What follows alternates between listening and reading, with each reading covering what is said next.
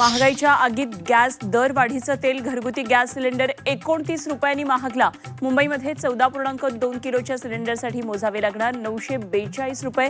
गृहिणींचं kitchen budget कोलमडणार।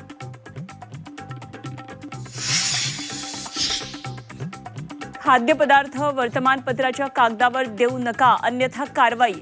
FSSAIचे विक्रेत्यांना इशारा, तर फूड ग्रेड पॅकेजिंगचा वापर करण्याचे निर्देश। कांदा उत्पादक शेतकऱ्यांना मोठा दिलासा। नाफेड, NCCF थेट बाजार समित्यांमधून कांदा खरेदी करणार। उद्यापासून खरेदी प्रक्रियेला सुरुवात होणार। खुल्या बाजारातील कांद्याचे दर वाढण्याची आशा। मान्सूनची राज्यामध्ये वेगानं आगेकूच। तळ कोकणामधून 12 तासात मोसमी वाऱ्याची कोल्हापूरपर्यंत मजल। पुढचे 3 ते 4 दिवसांमध्ये मान्सून संपूर्ण महाराष्ट्रात पोहोचण्याचा अंदाज।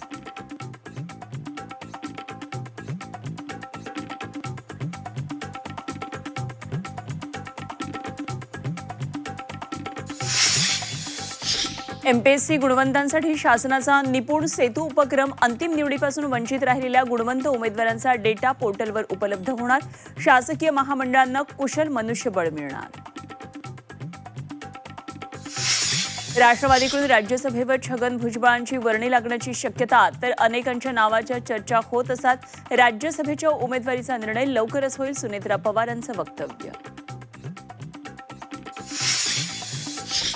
अजित पवारांच्या राष्ट्रवादीनं भाजपची साथ सोडल्यास सोबत येण्याचा विचार करू। राष्ट्रवादी विलिनीकरणावर रोहित पवारांचं पुन्हा भाष्य। तरुणांना कॉक्रोच म्हणून हिणवणं योग्य नाही। कॉक्रोच जनता पार्टीच्या जंतर मंतरवरील आंदोलनावर उद्धव ठाकरेंची भूमिका, तर कॉक्रोच पार्टीचे आंदोलक संविधान विरोधी असल्याची मुख्यमंत्री देवेंद्र फडणवीसांची टीका। नवी मुंबई विमानतळावरील शिवरायांच्या पुतळ्याच्या लोकार्पण कार्यक्रमावरून मानपमान नाट्य। उपमुख्यमंत्री एकनाथ शिंदेंना कार्यक्रमाचं निमंत्रणच दिलं नाही। अदानीच्या कंपनीवर दुजाभाव केल्याचा आरोप। अखिल भारतीय मराठी चित्रपट महामंडळासाठी आज मतदान। मुंबई, पुणे, कोल्हापूरसह राज्यात विविध मतदान केंद्रांवर होणार मतदान, तर सोमवारी निवडणुकीचा निकाल जाहीर होणार।